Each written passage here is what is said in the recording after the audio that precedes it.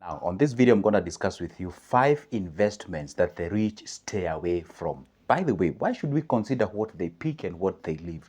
Because that what they have, we would love to be there, and most of the people would love to be there. So let's check out on that. Having interacted with the majority of them, and my mentor being one of them, there are some of the investment that they stay away from. Let's go ahead and check out on this because you know what, you guys, you've been telling me and asking me, hey, how can I know a verified information as far as the investment is concerned? Which one is the best and what should I consider? All right, let's get into the business. But don't forget, if you're watching me for the first time, this is Good Joseph speaking, and I post videos, such kind of videos, where to invest, how to invest, where to make money, and all those kind of things. If you don't want to miss any of my video, go ahead and make sure that you subscribe, hit that like button, and comment on the comment section. All right, let's get into the business now. Here we are. Now, what are these 5 investments that the rich stay away from? All right. Now, the very first investment that they stay away from is an investment where they have no control of their money. Let me tell you one secret. Have you ever been in a situation whereby maybe probably you're fixed your money and maybe you need your money at any given time, or accessibility of your money is not possible at any given time, or where you have invested, you have totally zero control of it. You see, there's somewhere where you can actually invest your money and you survive on their mercy. You under survive on their mercies. Are we together? So in that case regard, then it tells you that kind of an investment, most of the wealthy people love to stay away with. If there is something that the rich usually tend to get themselves into, they love to be in control of their wealth. I mean, if it takes you 3 years, 10 years, or 20 years, say, to raise $1 million or 10 or whichever amount of money, you wouldn't love to take that money and go risk it somewhere where you have no control of it. Are we together? So with that case regard, then it means that if there's somewhere where you're putting your money and you do not have a control of it, you cannot check how the money is performing, you do not have the accessibility of your money, you cannot even compare that with others and something of sort. So it's an area where they stay away from it. Are we together?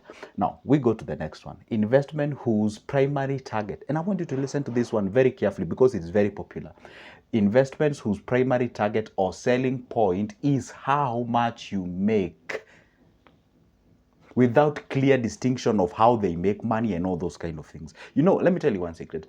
For instance, if you get approached by people who are telling you, hey, invest this amount of money, you're going to make this and you're going to what, every conversation and every word that they're coming out of their mouth, it's about how you'll make money, how much you stand to gain and all those kind of things. First of all, that's a poor salesperson. Number two, probably whatever they are selling you, it's not legit. And actually, guess what? Their whole important thing, or the main primary thing, or what they're after, is you putting your money into that investment, but it's not even you making that particular money. Are you together? Probably if I go to the next point, that the third point can be able to help me explain the second point. But before even I go to that particular point, most of the people get lured by this particular point, whereby someone approaches you, they tell you, hey, you know what, we have a new product, it's called this one, put your money out here and then you're going to be making this amount of money in this period of time, because blah, blah, blah, blah. They just tell you how much you're going to make, how much they're going to. There's nothing like, hey, guess what, this is how we make money, because it's about let me tell you one secret, guys. Nobody, and I said nobody, invites you to make money.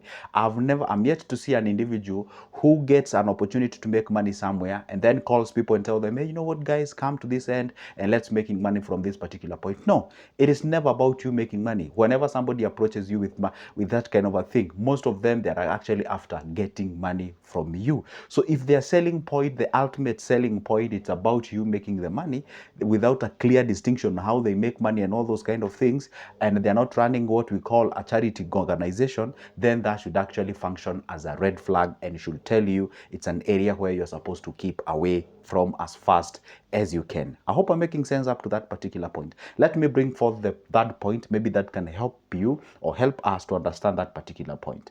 These investments, or an investment that they stay away from, is investment that has no capital preservation or does not assure the capital preservation. And remember what I told you last time. The greatest thing I've ever been told by my mentor is that the money that you have right now is far much important than the one that you're actually anticipating to get after you invest it. Most of the people just concentrate on how much I'm going to make, how much I'm going to gain out of that particular thing. And then you disregard the fact that even you losing this, what you have, for example, let's say you have $1 million shilling in your bank account and you want to take that money and invest it. Okay. And maybe probably you're looking forward into getting, say, 10% out of it, every year. That's 100,000. Would you believe if I tell you these are 1 million that you already have, which is under your name, is far much important than what you're anticipating to get at the end of the year? That's 100,000. Are we together?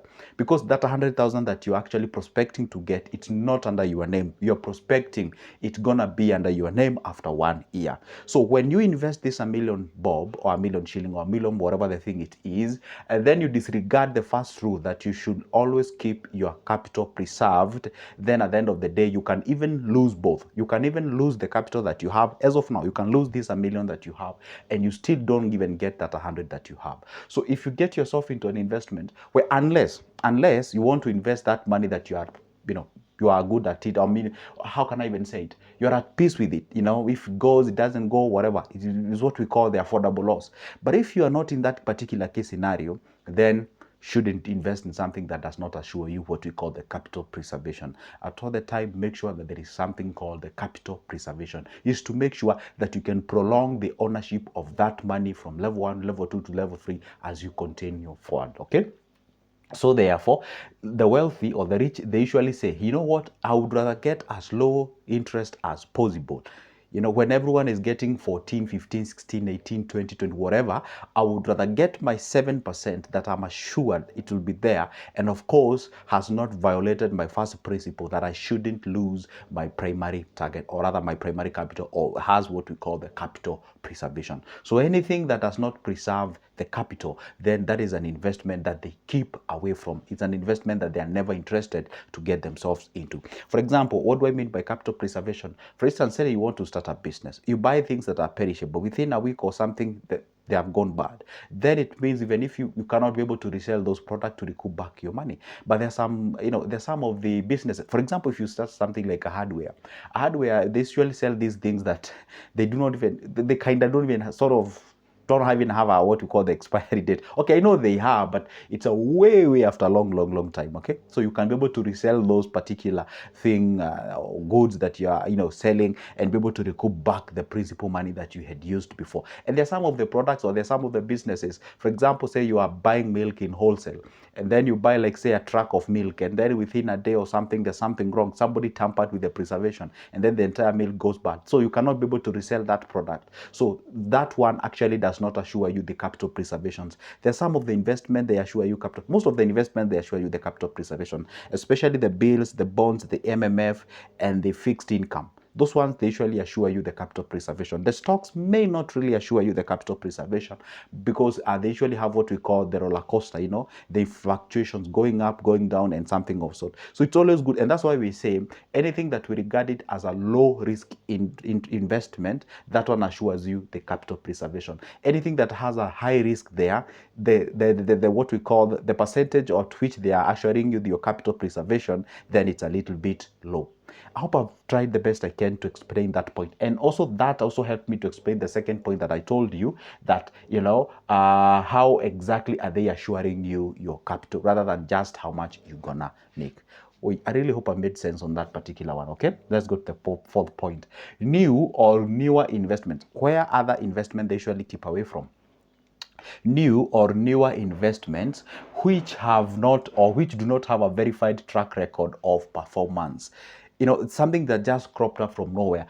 And get me. Most of the rich people and wealthy people, they usually have that a hawk eye, and they usually see a potential investment that they can even either buy it off, or they can actually become investor into that particular business. And I'm not saying the wealthy or the rich, they usually stay away from everything and anything new. No, some of the new things are actually far much better, and they can even buy it off, or they can actually become investors of that particular investment. But there's some of the investment that they can come as a package, and then it's newer, has no verified, there's no track record, and something of sort. So there is nowhere we can actually, most of the wealthy people, what they usually fear a lot is to lose, is to lose that what they have. But they're so much motivated by making. And by the way, before I even continue with this point, there is this point that I was told by mentor, that if your fear of losing money surpasses the urge of making it, then you don't have the business being in business. You have to compare those two things. You have to know which one actually drives me and that's something of sort. So it's always good to make sure that at least you understand who you are and your affordable loss and what have you.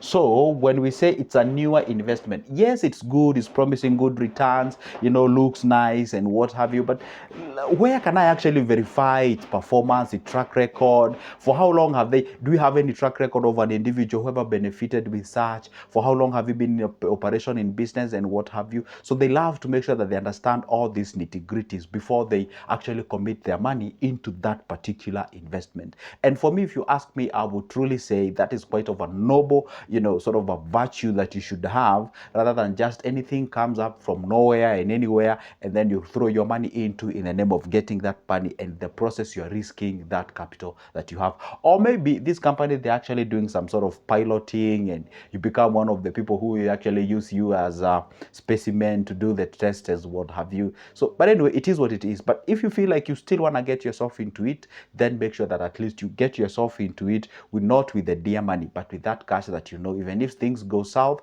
I'm good at it, or I'm at peace with it, because hey, you know what, you shouldn't risk your money out there. All right. When I say you shouldn't risk your money, I don't mean like you should never ever risk your money. I mean like you don't just do any risk. You should have what we call the calculated risks. Okay. Now let's now introduce the last point. The last point is the investments with zero predictions. It's almost like a gambling. There are these. It's like But by the way, if you gamble, you're purely relying on luck or hope. And we said this on this channel that hope is never a strategy to win. Hope is never a strategy. You shouldn't use as hope, because when you use hope, it means that you are not applying the practical.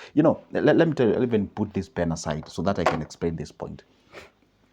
See, wealth is intentional. It's intentional. It is intentional in the sense that you must be seen doing something. You cannot just sit like that and then boom, everything and anything just happens out of nowhere. So you should be able to understand that yes, hope is okay, and I always tell you that hope is a good breakfast, but it's a poor dinner. Okay, but you shouldn't use hope as a strategy. It's not a strategy. You're supposed to be practical. For example, let's say I had hopes and belief and whatever of starting a YouTube channel, but I never started. You get the thing. Probably there could be no Good Joseph today, but yes, I had the hope, I had the belief, but I did not bank on it fully as a strategy. On top of that, I accompanied it with what we call the action. You must be action oriented. It's like getting somebody on the ways. Yeah, I love this quote from the Andrew Tate. Andrew Tate says that if you meet somebody who is well built, has muscles and everything, all the calves and abs and what have you, and then you ask them, how did you get that? And they say, I don't know, I just woke up and found it. I mean, it's seriously. He did that intentionally. He practiced. He did that. He worked at. He joked. He did all those things. You have to be intentional. So whenever we talk about investment with zero predictions, is when you're just investing with hope, with whatever. You cannot tell. You cannot anticipate. For God's sake, you cannot even tell at what percentage am I likely to get.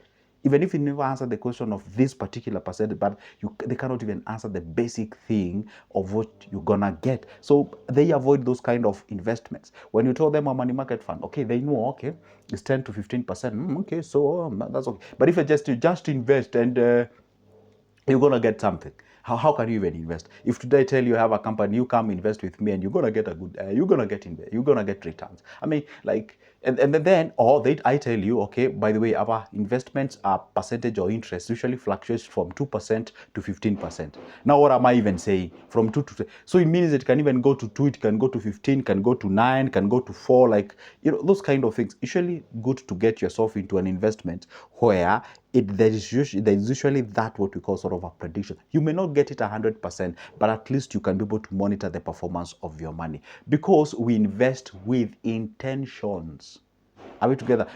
Some people do invest, I don't know, because people are investing. You invest with intention. For example, if you tell me my target is to get, say, X amount of money at the end of the month from now, say in 5 years' time. So therefore, how much do you have? I have X amount of money and I needed Y. So the difference between X and Y, say it's Z. So I need to raise the Z amount of money from today to 5 years so that I can be able to earn X amount of money. You get what I'm saying? So we invest with a strategy, with a plan of us knowing what we need. So if we invest with a plan and we do not know how much we start to get, then we are gambling. We don't even know what we are doing. So they tend to actually avoid those kind of investments, because at the end of the day, they do not reach you to your destination. Hope I made fair, or I was a bit fair on that particular video. And if you have something that you think I should verify on the same, then put it on the comment section.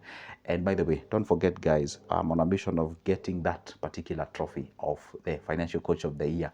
Your vote will really mean a lot. So go ahead and click that link that I'm going to pin it on the comment section, and we can talk business. For now, it's a goodbye. And by the way, if you'd like to get my booklets, don't forget, my number is always on the description of this specific video. For now, it's a goodbye, and see you in the next one.